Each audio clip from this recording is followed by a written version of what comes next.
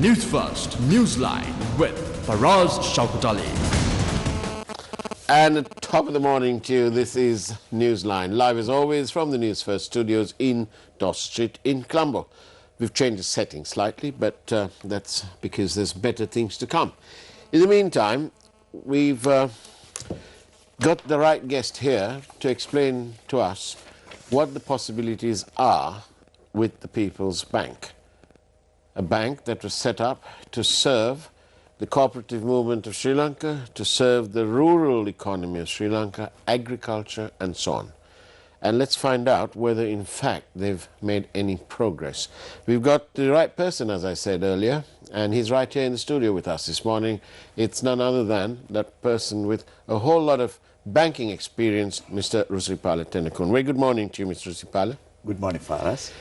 Before I ask you about the People's Bank, I'd like to ask you whether it's possible in your inimitable style, whether you could tell me very, very concisely and clearly what is the 18th Amendment and the 19th Amendment, in the sense, you know, why was the need to have the 18th, and then what was the 19th about? 18th was required to establish the monarchy in the country. A monarchy? Yeah. Right. So, in short, Okay. 19th was required to repeal it.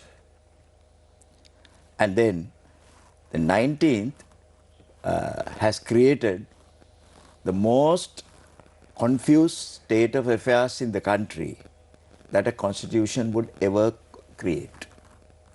Today we are facing that situation because it was done so hurriedly, in a mighty hurry, and there were so many aspects that today it appears that they have not looked into or had the foresight of at the time of doing that amendment. I don't want to be flippant or pedantic, but I think what you're saying is the drafting of an amendment to the Constitution is not a light-hearted business. It needs to be done professionally and thoroughly. It has to be done with an objective, a clear objective, with no sinister moves. Right. When something is done sinister, with a sinister move, attempt, you know, these are the repercussions. So, in a nutshell, the 18th Amendment sought to remove the two-term limit of the President. Yes. And in short, to perpetuate, if anyone wanted, they could keep contesting time and time after again. Yes. Some people have said a virtual monarchy. And the 19th was to repeal the 18th and also cut down on some of the presidential powers. Exactly, exactly. Okay, so that means the 18th is no more. No, it can't be, because it was It's repealed. It is stands repealed. Right. So there's nothing in the 18th that... No.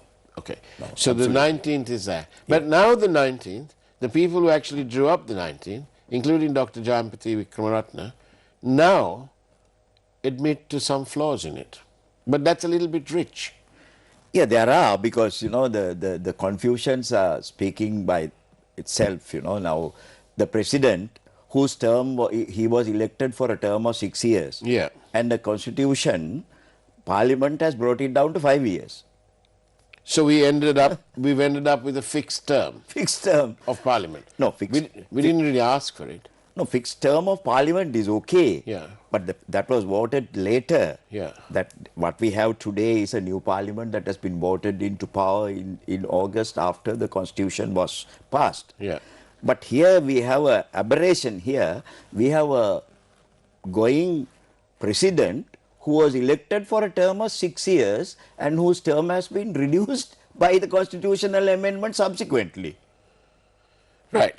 Which is not really cricket in my book, because if I voted that way, then I'd expect that's how it's going to be. If they want to change that, then you're going to have to ask the public in a national referendum, and then they haven't done that. Yeah. So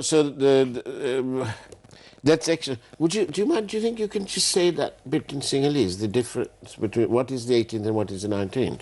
Yeah. Because we keep getting asked this question the whole time. Yeah, the 18 වෙනි සංශෝධනය කෙරුණේ මේ ජනාධිපතිවරයෙකුගේ දුරකාලය අවුරුදු දෙකකට සීමා වෙලා තිබිච්ච එක ඉවත් කරලා ඕනතරම් වාරයක් කෙනෙකුට ජනාධිපති හැටියට ඉදිරිපත් වෙලා තරඟට ඉදිරිපත් වෙන්න පුළුවන් ව්‍යවස්ථා සංශෝධනය තමයි ප්‍රධාන වශයෙන් ඒකෙන් උනේ. ඒ කියන්නේ කාල සීමාවක් නැතුව ඡන්දෙන් නැවත නැවත තේරි ඕනම කාල ඕනම වාර ගණනක් තේරිපත් වෙන්න පුළුවන්. එතකොට 19 වෙනි ව්‍යවස්ථා සංශෝධනයෙන් කළේ ඒ 18 වෙනි ව්‍යවස්ථා සංශෝධනය අහෝසි කරමින් ජනාධිපතිවරයා සතුව තිබිච්ච ඇතැම් ව්‍යවස්ථාදායක බලතල අඩු කිරීමට සීමා කිරීමට සහ ඒ බලතල පාර්ලිමේන්තුවට පැවරීමට තමයි ඉලක්ක කරගෙන 19 වෙනි ව්‍යවස්ථාව කරේ. නමුත් 19 වෙනි ව්‍යවස්ථාවෙන් ඇති වෙලා තියෙන තත්ත්වය අද රටේ විශාල ප්‍රශ්න ගණනාවක් 19 වෙනි සංශෝධනය නිසා ඇති වෙලා තියෙනවා. මම එකක් සඳහන් කෙරුවොත් අවුරුදු 6කට මේ රටේ ජනතාව ඡන්දයෙන් තෝරාපත් කරගත්තු ජනාධිපතිවරයාගේ කාල සීමාව අවුරුදු 5ක් දක්වා අඩු කරලා තියෙනවා. තේරීපත් වුණාට පස්සේ මහ ජනතාව ඒ ඡන්දේ පාවිච්චි කරපු ඡන්දදායකයින් ජනාධිපතිවරයෙක් තෝරාගත්තේ අවුරුදු 6ක දූර කාලයක් සඳහා. නමුත් පාර්ලිමේන්තුව තෝරාගත්තේ අගෝස්තු මාසෙදී අලුත් ව්‍යවස්ථාව යටතේ අවුරුදු 5ක් සඳහා. ඒකින්ද ඒක ප්‍රශ්නයක් නැහැ. ඡන්දේ දීපු ජනතාව දැනගෙන හිටියා මේ අපි ඡන්දේ පාවිච්චි කරන්නේ අවුරුදු 5ක පාර්ලිමේන්තුවක් සඳහා කියලා.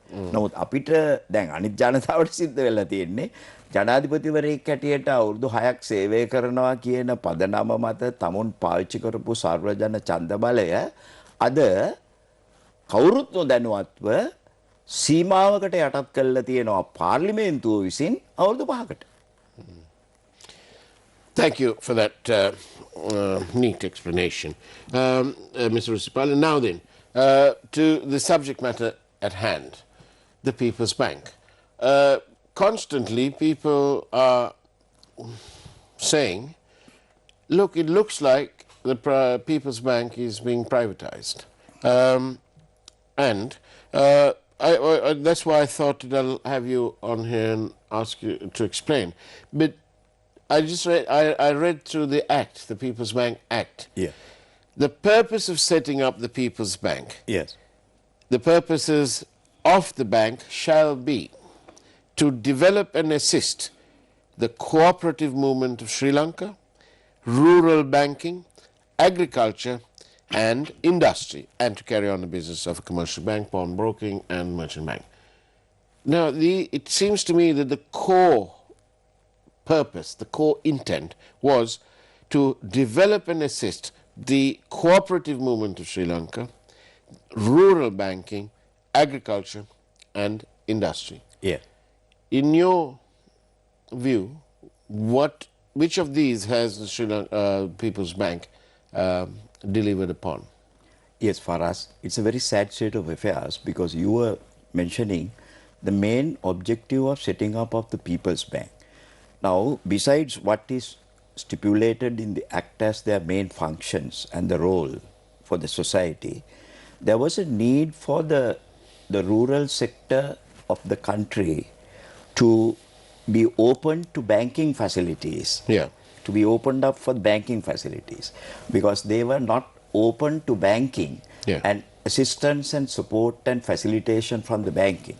That it was we had a large percentage of the population. They were not banking. Therefore, the extension of banking services to the rural masses was a need at that time. And along with that, the objectives were set up by the founders of the People's Bank to serve those people mainly and basically because it was also a requirement of the country in addition to the other banks that were servicing the banking industry. Now, there were many banks. The Bank of Ceylon was there. So many commercial banks were there. Private banks were there. And they were performing the functions of normal commercial banking. But the emphasis of setting up of the People's Bank was to extend a hand to the rural population and the farmers, the villagers, the cooperative movement and so on to have some access to banking facilities. To have access to mainstream banking facilities. Mainstream, and in other words, it was a development function Right. that the bank envisaged at that time. I remember when I was some kilometers off Anuradhapura some time back, and I was on the phone to you. When I told you where I was, you said, "Oh well, that's part of the place that we even set up a branch, so that we could serve that agricultural community better." Yeah. For the life of me, I can't remember the name of the little hamlet I was in, but I remember you saying that, and also it's important, isn't it? The availability of mainstream banking in deep rural Sri Lanka. Yeah. Because the alternative is the polymudalali and the high rates of interest, which the late Joan Munisinghe was constantly reminding us to highlight and to address that issue. Yeah. So do you think that the People's Bank has lived up to its remit? I think you are taking me back to my old memories. You know, the very early days, the early 60s, and towards the late 60s, the bank was very much in the village. The bank was very much with the people. And it was not a question of just extending some banking facility. It was a question of living up with the village, living up with the cooperative movement, and living up with the farmers and the people. You know, we had a scheme called the Extended Scheme of Rural Credit, which covered each and every cooperative society of this country, extended throughout the country from north to south, east to west. And you know, the distances, proximities did not matter. There were times when bankers walked about 4-5 miles along footpaths, walking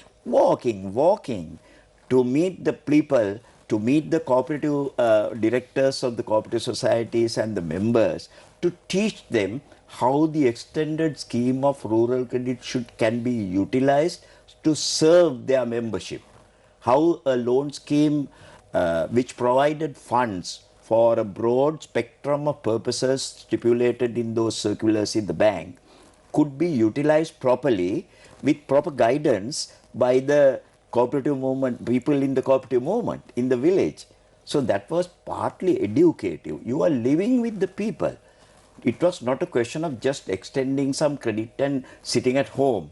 You monitored it to the last until the development activity took shape and it produced results. This is the difference, you know. What happened to the People's Bank subsequently is entirely, you know, they deviated from the main objectives, they deviated from the main purpose and concentrated on the commercial aspect of the banking, because that was the one that was more profitable to the executives, more profitable to the people who were looking at it in a, you know, in a different perspective. Not the social perspective, not the social development. Profit came as a motive. There are two different things. The country, as a result, lost the role of a development bank truly associated with the people of the country. That is what happened. That is the plight of the People's Bank. It was not a question of putting up buildings, running around in Benz cars, or, you know, that type of thing. You know, people used to walk. People used to meet the members of the public. People used to tell them how they could utilize the funds that were made available to a cooperative society, to the masses, to the members, for various activities. And because of the involvement, the hands-on involvement of the bankers, who you say, you know, in those days, they walked. Okay, I know that life's evolved, but at the time, so they walked, but they were hands-on. So they knew that the money that was being lent was not being used for consumption, but was used to make something, to produce something, to create an income, hopefully. And that's what the people are now saying, that along with the lack of mainstream banking towards in these areas, people are being pushed, have no choice but to go either to a polymudalali or to a microfinance situation, but where again the rates are higher than it ought to be. Yes. Yeah. One of the main functions, one of the main areas of concern at that time was to free the villagers, mainly the farmers, the downtrodden people, from the hold and the grip of the lenders, in the villages.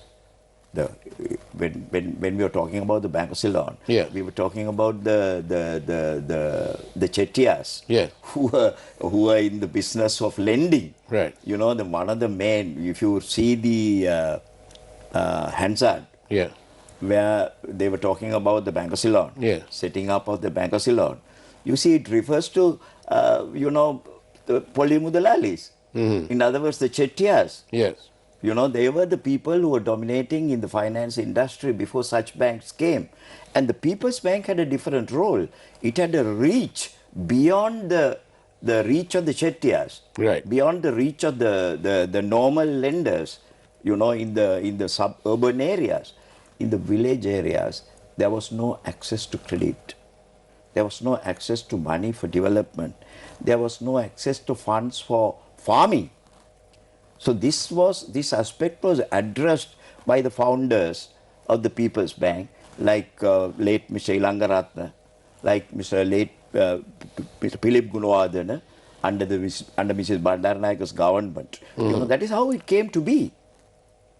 It was virtually the corporators' bank, the bank of the people.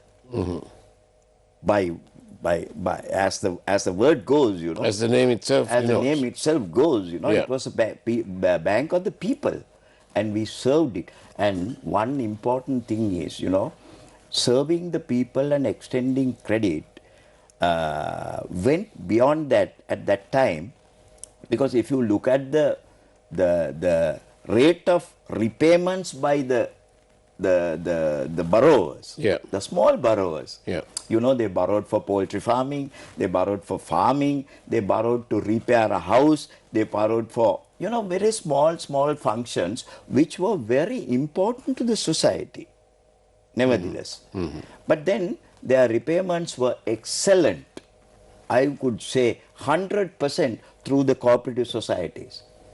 Today, I don't know, we will go into it later, Yeah. what has happened to the bank today.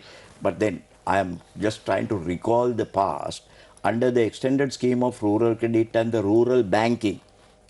We used to start with the cooperative society under the extended scheme of rural credit. Right. Then once it is brought up to that level, to some standard, that they can manage on their own and do their affairs, we sort of elevated it, promoted it to a rural bank. Right. And it functioned as a small unit in the village by itself.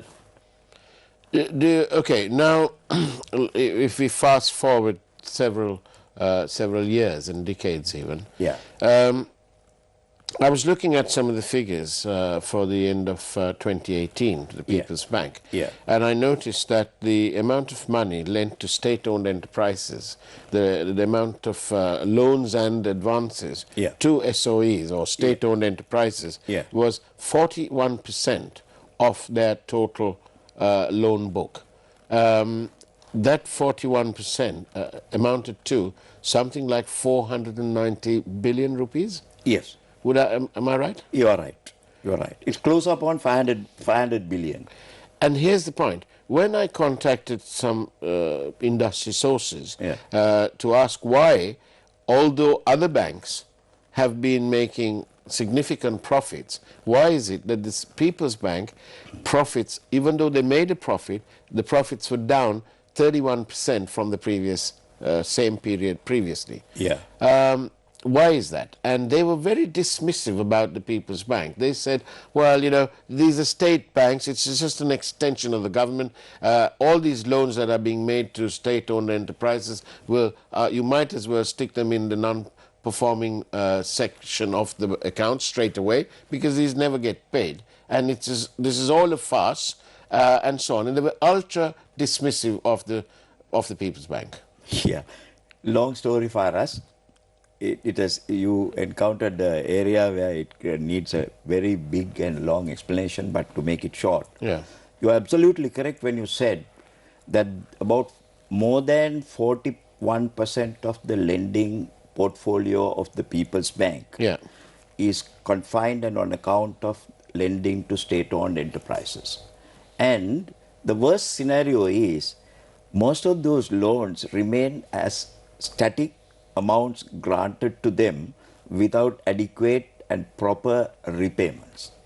In other words, if out of that 41%, if there is a categorization or if they apply the regulatory standards that are in force today for applying to the loan categories, how the loan should be categorized, Yeah. I think more than half of that should go into the non-performing category. Right. Because there are certain loans given to very big corporations, SOEs in the country, which are not serviced to be brought down to a level, of at least by some repayments. They keep on increasing.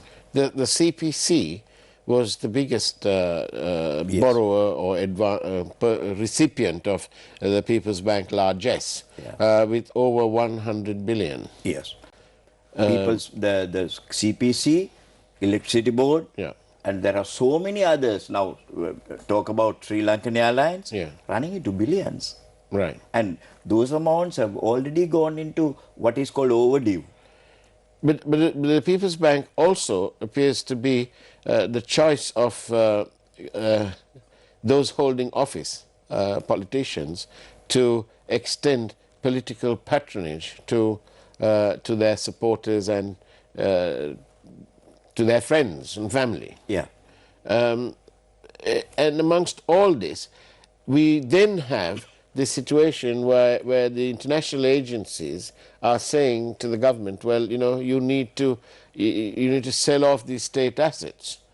So therefore, I'm asking you, the way it's happening now and the way the People's Bank is being forced into making the various advances to state-owned enterprises and so on, and borrowing money for project financing and so on, is it all some sort of move where the ultimate goal is to please the international agencies to divest, to sell off the People's Bank, to privatize it?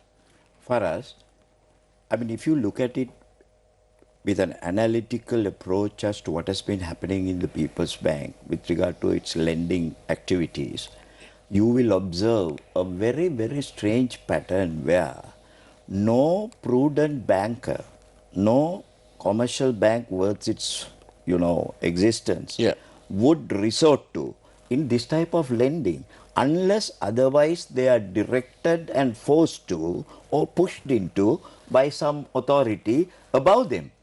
If the board of directors are the people who are responsible for the lending that has gone into overdues and past dues and non-performing, they should be in jail today. The fact of the matter is, they have been forced to, they have been directed to, they have been asked to lend under compulsion. So they become, instead of being development bankers, they've become rubber stamps. They are not banking considerations. They are political considerations. Do you see that world of difference between banking considerations in lending and being pushed to lend by politicians? So what is happening in the People's Bank is, if you analyze the lending portfolio, you will see the bank has been doing hardly any business worth its standing in the private lending even. Now they have dissociated themselves from the development functions of the villages. Okay, if they moved into private lending for development purposes in the commercial arena, you can say, okay, their purpose is justified because they are doing equally a good thing, although they have forgotten one sector. But here what has happened is, they are thriving and living on the income that is generated by lending to government. Now, Mr. Rusiripala, recently we saw that there is now a proposal to amend the Act. Yes. Um, what's that all about? Is that again so that the bank can raise more funds? What is it? What's it about? You see that the amending of the act was required to because the capital of the bank remained the very small from the time it was enacted in 1961. You see, it was never raised, you know. So there was a necessity to change or raise the capital, authorized capital of the bank. Right. So now what they have done in this exercise by this latest amendment is to increase the authorized capital of the bank to an acceptable level. So where are they going to get the money from? This is the thing. You can increase the authorized capital to any amount, but if the money is not coming by way of in the form of cash, by shares being taken by the treasury, you know, it is meaningless. So if it is a step to augment the capital adequacy requirements, I mean, these what is the capital adequacy requirement in percentage terms for banks nowadays? Now Basel III, there is international norm that is in operation. The Basel III operation. According to Basel III, the minimum that is required is 10.5 as a ratio. Right. Now, it is not the question of, you know, acquiring this ratio, you know, by gimmicks and various things, you know, banks can resort to, you know, come to reach this level. But what is important is, in the event of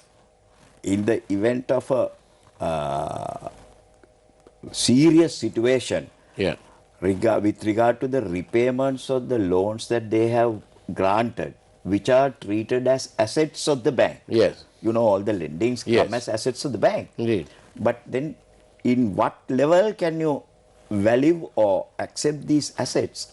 They are mostly, a large percentage of the assets are not realizable in the way that the bank wants.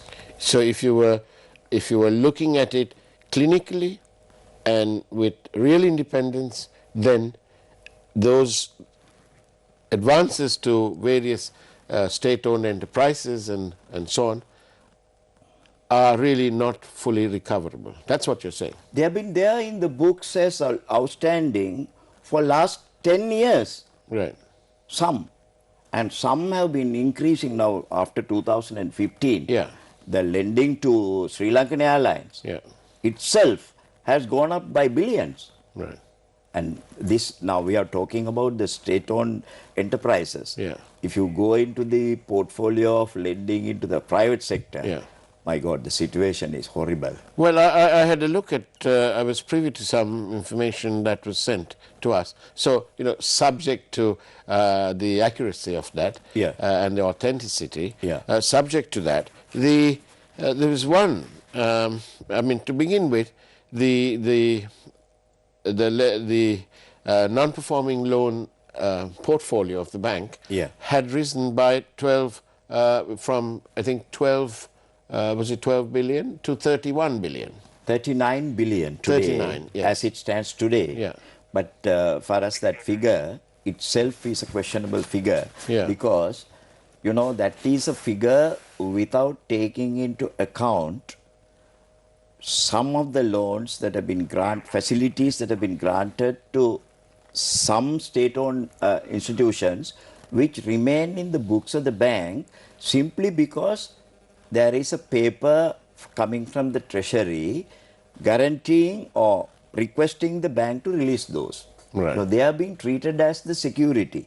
But the central bank and the government audit categorically have advised the banks, People's Bank, no, you can't keep it in the current section. You have to transfer it to the non-performing section because it doesn't meet with any of the requirements, regulatory rulings of the central bank. So is that being done? That is not done. So, you know, the net result is, if that is done, the non-performing volume that you're talking of will go from 39 billion to 70 billion.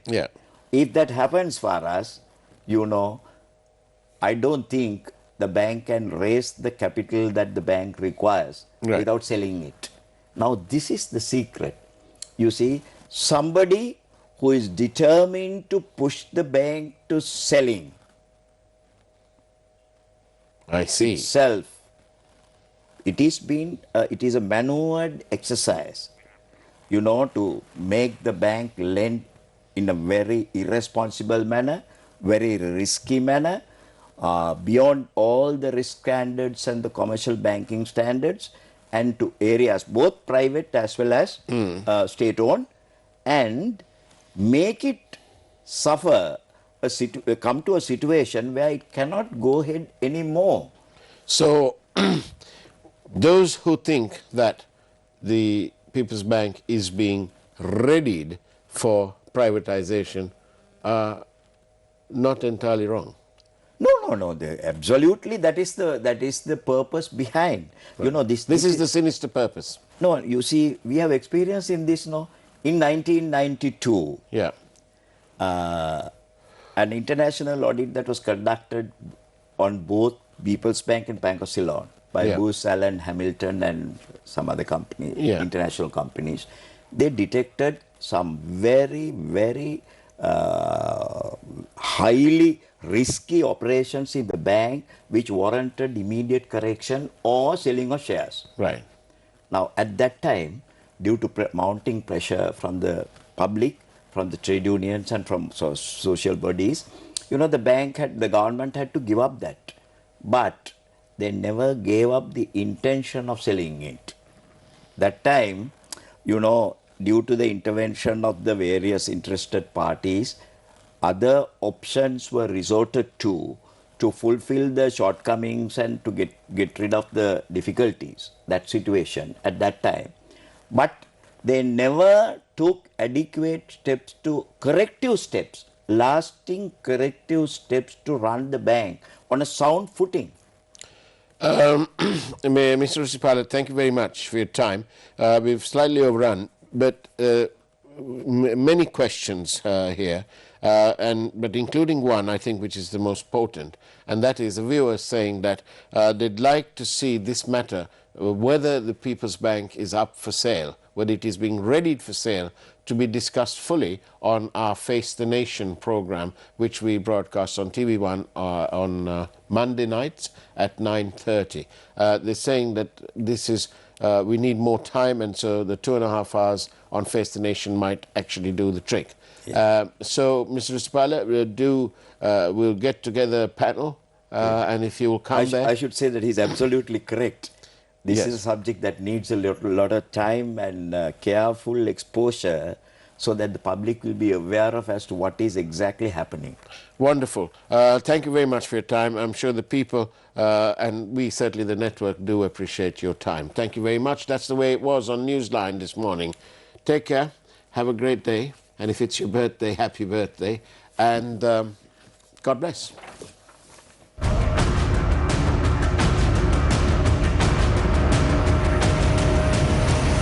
Newsfirst, Newsline with Faraz Shauketaly.